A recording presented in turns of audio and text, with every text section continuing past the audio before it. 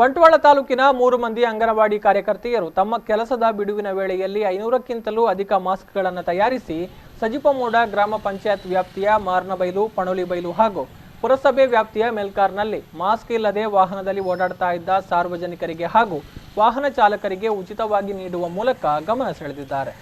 ಸಜಿಪಮೂಡ ಗ್ರಾಮದ ನಗ್ರಿ, ಪಣೋಲಿಬೈಲು ಹಾಗೂ ಮೆಲ್ಕಾರ್ನ ಅಂಗನವಾಡಿ ಕೇಂದ್ರದ ಕಾರ್ಯಕರ್ತೆಯರಾದ ವಿನಯ, ವಿಜಯ ಹಾಗೂ ವೀಣಾ ಎಂಬುವರು ತಮ್ಮ ಕೆಲಸದ ಬಿಡುವಿನ ವೇಳೆಯಲ್ಲಿ ಕೋವಿಡ್ನಿಂದ ರಕ್ಷಿಸಿಕೊಳ್ಳುವುದಕ್ಕೆ ಮುಖಕವಚಗಳನ್ನು ಸಿದ್ಧಪಡಿಸಿದ್ದಾರೆ. 3 ಮಂದಿ 500ಕ್ಕಿಂತಲೂ ಅಧಿಕ ಮಾಸ್ಕ್ಗಳನ್ನು ಸಿದ್ಧಪಡಿಸಿ ಸಾರ್ವಜನಿಕರಿಗೆ ನೀಡಲು ತೀರ್ಮಾನಿಸಿದ್ದು, ಅಂಗನವಾಡಿ ಕಾರ್ಯಕರ್ತೆಯರ ಈ ಸಮಾಜಮುಖಿ ಕಾರ್ಯಕ್ಕೆ ಮಹಿಳಾ ಮತ್ತು ಮಕ್ಕಳ ಕಲ್ಯಾಣ ಇಲಾಖೆ ಅಧಿಕಾರಿಗಳು ಕೂಡ ಕೈ ಜೋಡಿಸಿದ್ದಾರೆ.